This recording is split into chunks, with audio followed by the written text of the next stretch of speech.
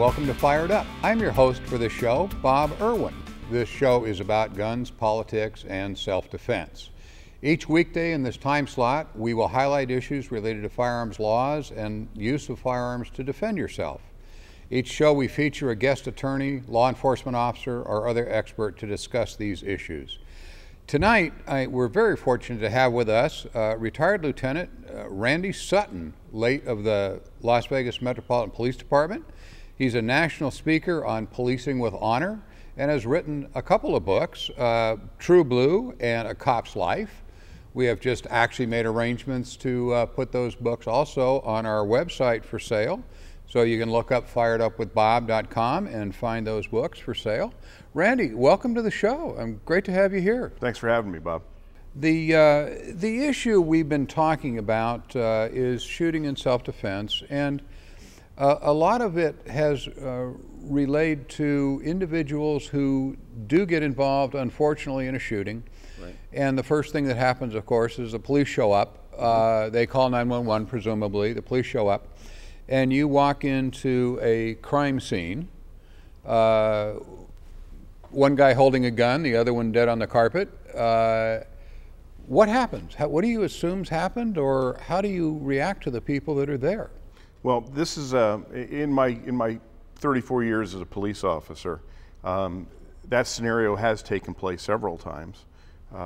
One that is most memorable to me is a woman who was home alone. She was in her early 70s, and she was in her bedroom reading one evening, 9:30, and she heard a knock at her door, and she chose not to go answer the door because she was very comfortable. Well, in point of fact, there were three burglars who very often what they will do before they make an entry into a house to determine whether or not there's anybody home, they'll knock on the door, pretend to be someone else, right? And so when she didn't answer the door, they figured that the coast was clear, and they kicked the door in. Well, this woman had trained with firearms, and she had a pistol. She called 911, she barricaded her door, and she was on the phone with 911 while they were ransacking her house. Wow. And so the dispatcher is alerting all of the patrol units that are on the way there. And you know, there was, you know, a very large response of police units heading over there, because there isn't anything more dangerous for that woman than what was taking place. So as we were en route over there, and it was literally only minutes away, she was telling the dispatcher, okay, hear them coming up the stairs, they're at the door, and then you heard gunshots. And she managed to shoot two of them, kill one of them, and we captured the third one. Amazing shooting ability, amazing coolness under fire, you know, in a dangerous situation, and you know, and just as you said, when the police get there, we have a crime scene. We have to make a determination of what took place. So there are questions that need to be answered. Now, she does have a right to remain silent. If she didn't tell us what took place, and you know, we didn't have that 911 call being recorded, then we have to try and figure it out. So, you know, there's a fine line there. When the police respond to something like that, how do you investigate it if you don't get cooperation from the person who did the shooting, and at the same time, they have their rights, and the right to remain silent is fundamental amongst them. An interesting dichotomy of problems. Very much so. I can certainly understand that. I'm sure the viewers can. That the police come to the residence. There's a dead guy there and somebody holding a gun. Right. You look at a 70-year-old woman. That would give you the probability from the 911 call that that's the person in the defensive end of it. But you don't know if this is her grandson, who she hated for years and now wanted to kill him. So you look at then the physical evidence and where the blood spatter went, and the crime lab guys go all through that. Right. The scene is processed just like any other homicide scene. You know, it is a homicide, doesn't mean it's a murder. It's a homicide. It's the death of a human being. So in a situation like that, all the forensics are done, all of the just as if it was a murder. The scenes are processed and the investigation is handled exactly like that. Homicide section is called out to continue the investigation, and the patrol guys just make sure that people are transported, that the scene is locked down, and that the victim is cared for. The victim being the woman, not the suspect. Right. Yeah.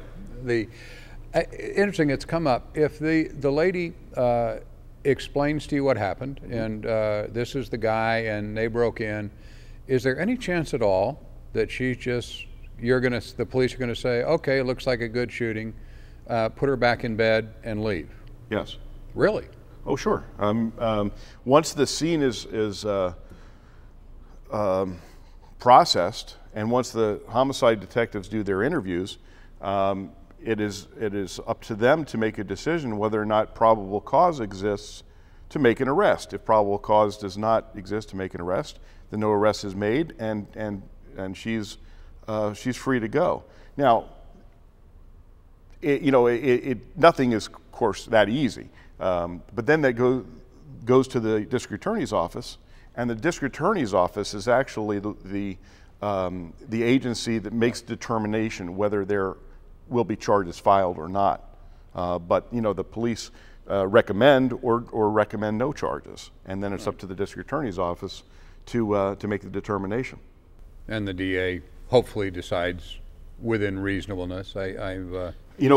We've seen a few cases, both of us, that we question what was he thinking when he did or did not charge somebody. But generally speaking, it's been my experience, because I was a police officer in New Jersey before I was a police officer here in Las Vegas, and it's a total different story in different states, because depending on what the social consciousness is of that area, sometimes the things that take place are mind-boggling. There was a hold the thought. We're gonna break to do a little capitalism here. Okay. And we'll be back. We'll be right back here on Fired Up with my guest, Lieutenant Randy Sutton.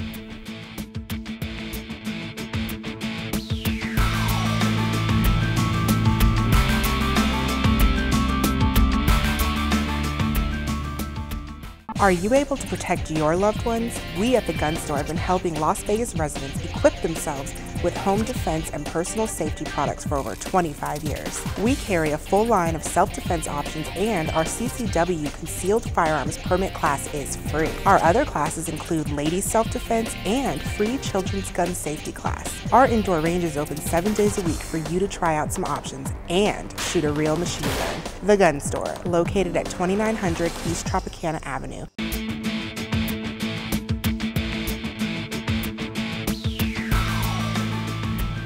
Hey, we are back here on Fired Up.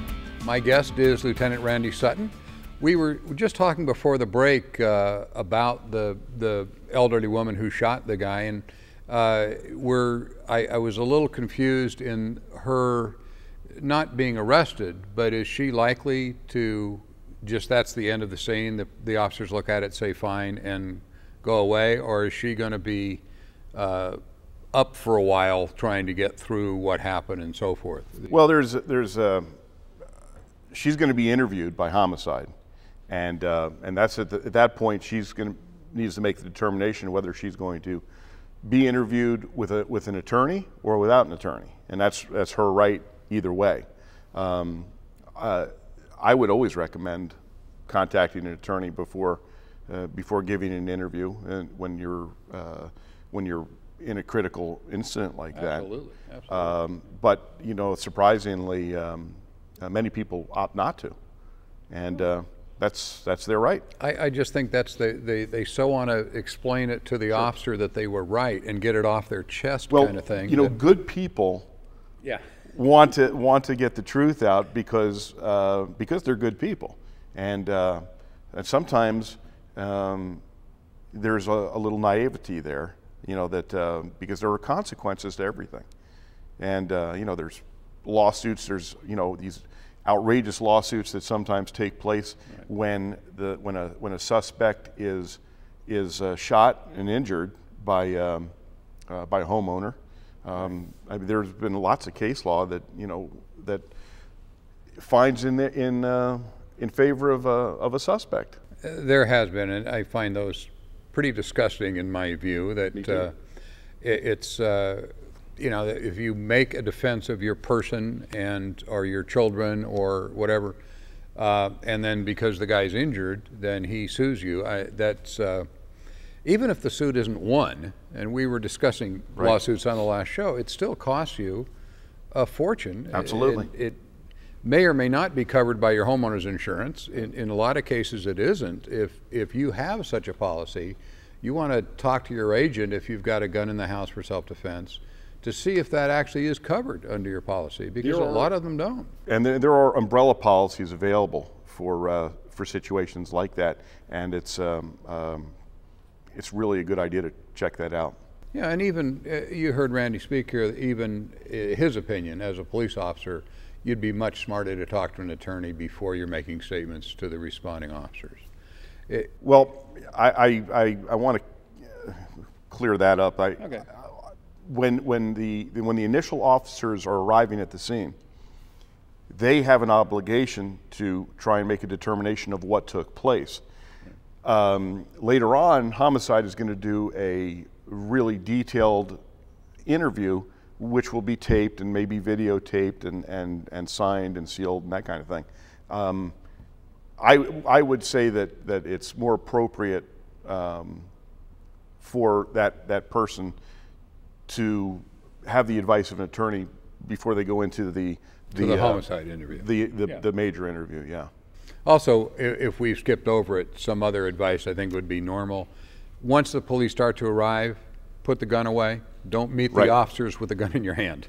Right. And it's even when a trained police officer is involved in a critical incident like a shooting, it's a very traumatic thing. When a civilian who doesn't have anywhere near the training and experience and the mindset, it can be devastating, because the reality is this, that the taking of a human life goes against pretty much the moral fiber of all of us. Yeah, everything you've been taught from childhood. And soldiers go through this all the time, as do police officers. They have to change their outlook and become more of a combat-oriented warrior mentality. But as a civilian, you're not expected to do that or be that.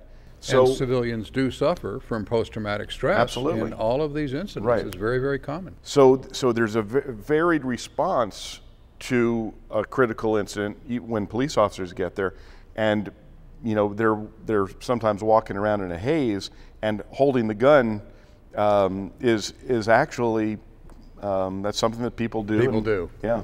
Not a good idea. It's not. Try to put it away.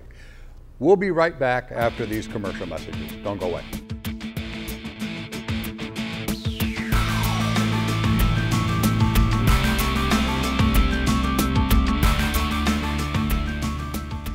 Are you able to protect your loved ones? We at the Gun Store have been helping Las Vegas residents equip themselves with home defense and personal safety products for over 25 years. We carry a full line of self-defense options, and our CCW Concealed Firearms Permit class is free. Our other classes include Ladies Self-Defense and free Children's Gun Safety class. Our indoor range is open 7 days a week for you to try out some options and shoot a real machine gun. The Gun Store, located at 2900 East Tropicana Avenue.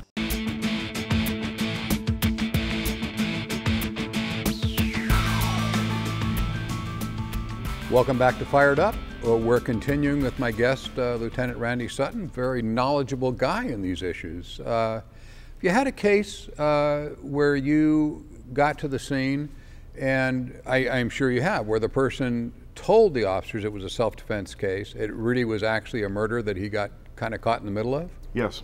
Well, there's always two sides to a confrontation. Right. And one person's self-defense is another person's murder. I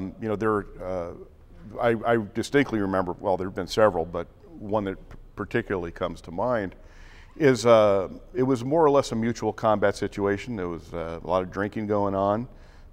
Two guys got into an argument, and weapons were produced, and Metro was dispatched to a fight and shots fired. When we got there, there was a dead person on the floor, and the shooter claimed self-defense, that he was defending himself.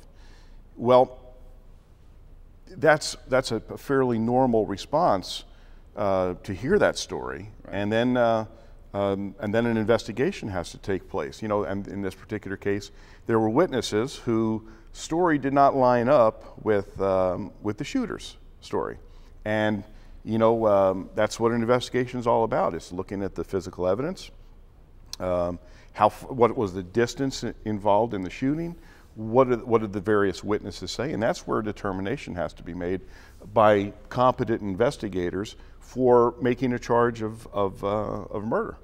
I would assume sooner or later it happens the dead guy on the floor is actually the homeowner. Yeah, the guy holding the gun's the burglar, and you come in the door, or the officers come in the door. Well, this wasn't a burglary situation. Yeah, this was a drunken confrontation situation, and you know, a lot of the homicides that take place are alcohol and drug fueled, and they're not whodunits. They are based on confrontations. Happens all the time. Yeah, we've had a few of those. I'm just thinking that it's hard to tell the good guy from the bad guy sometimes. Sure it is. I recall once my partner and I were driving down the alley behind Fremont Street years ago, and there was an open door at a small, what turned out to be a men's clothing store. And it's 2 in the morning, the door's open, so we crept into the building, and there's a fella standing there with gloves on and some wires and some pliers and screwdrivers and various things, and got the, stand where you are, show me your hands, police. Who are you? And he said, I'm the manager. And my partner rather brightly said, where are we? And the guy looked around and said, clothing store? You should always look when you're breaking into some place, where you are. People lie to the police all the time, and I want the viewers to understand that you're not going to take any good police officer is going to listen to what you have to say, but not going to take it at face value until he has some Sure. evidence to back it up. It's interesting that these kind of things happen all the time. I imagine you run into more problems in domestics where we have one spouse kill the other spouse, and it's very difficult to tell who the aggressor was and what the Right. situation was. Separating that probably is why homicide detectives get the extra big money, huh? That's exactly right. Well, in any domestic violence situation, they have such a traumatic effect on the people that are involved in it, and sometimes these things escalate into just horrible situations. What may start out as an argument over the chicken being done wrong can sometimes escalate to a murder. So let's keep the guns out of the arguments. Yeah. We'll be right back here on Fired Up with my guest, Lieutenant Randy Sutton.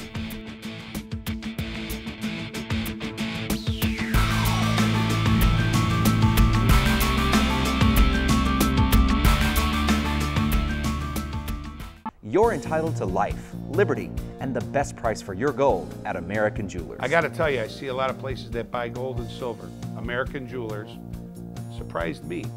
Not because he's my friend, because they're good. At American Jewelers, our 30 years experience will get you the best price for your gold, silver, or jewelry. Look for the We Buy Gold signs and come to American Jewelers. That's American Jewelers, right here at 11155 Southeastern Avenue. Tell them Frankie sent you. Are you tired of the same old routine?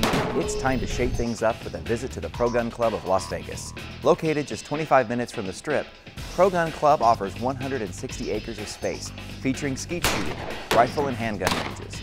It's a great place to practice, and safety is always #1. Come anytime and enjoy the grounds, or ask about our membership. The Pro Gun Club is a great place to celebrate and respect your Second Amendment right. Spice up your leisure time with the Pro Gun Club. Call us at 293-2108 today.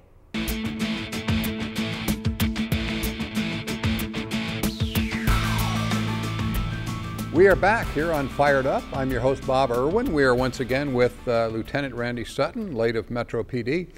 One of our guests earlier in the week, we were talking about watching the background when you fire, and we were explaining how difficult it is to see the background. He mentioned a case of a shooting over on Decatur years ago that I understand from in between sets here that you were actually involved in, where yes, I was. A lot of rounds were fired at, well, just, I don't want to even go into it. Tell me what happened. What was the case? Well, it was a combined Metro, FBI, North Las Vegas investigation into a gang member that was selling major quantities of cocaine, and he had a significant criminal history of violence. And during the operation, an undercover officer had bought some cocaine from him, a fairly significant amount. And when the arrest team moved in, he gunned his car, and when he did that, he hit an FBI agent and injured him with his vehicle.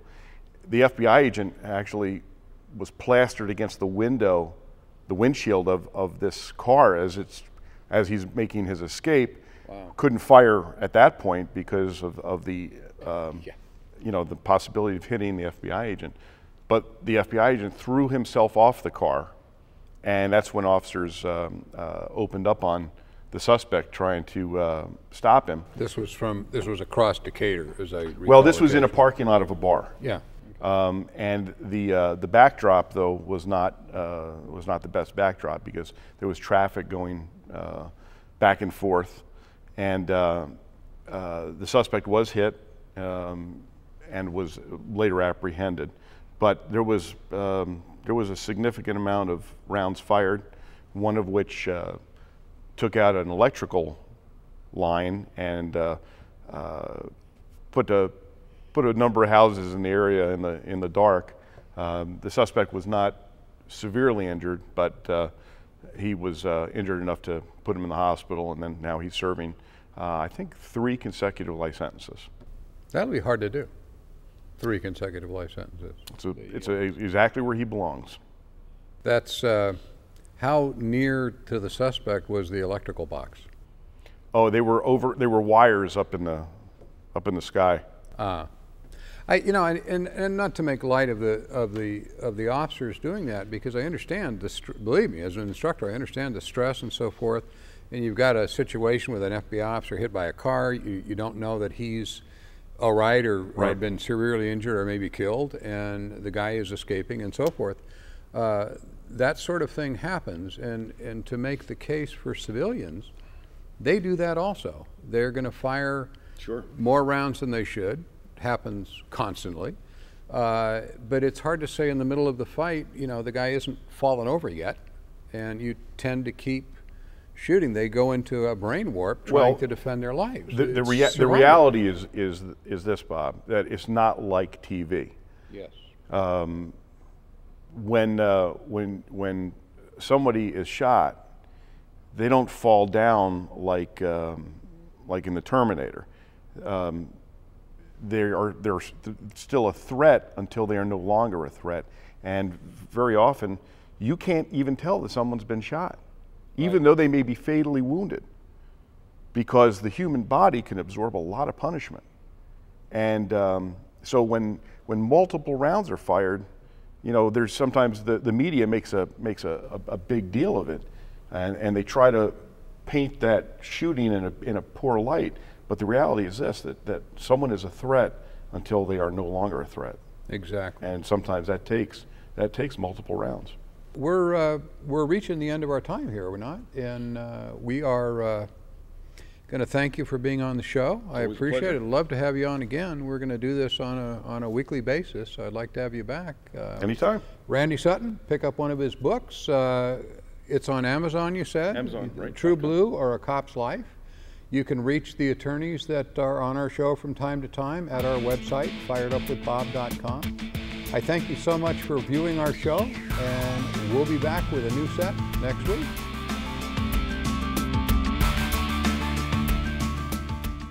Are you tired of the same old routine? It's time to shake things up with a visit to the Pro Gun Club of Las Vegas. Located just 25 minutes from the Strip, Pro Gun Club offers 160 acres of space, featuring skeet shooting, rifle and handgun ranges. It's a great place to practice, and safety is always number one. Come anytime and enjoy the grounds, or ask about our membership. The Pro Gun Club is a great place to celebrate and respect your Second Amendment right. Spice up your leisure time with the Pro Gun Club. Call us at 293-2108 today.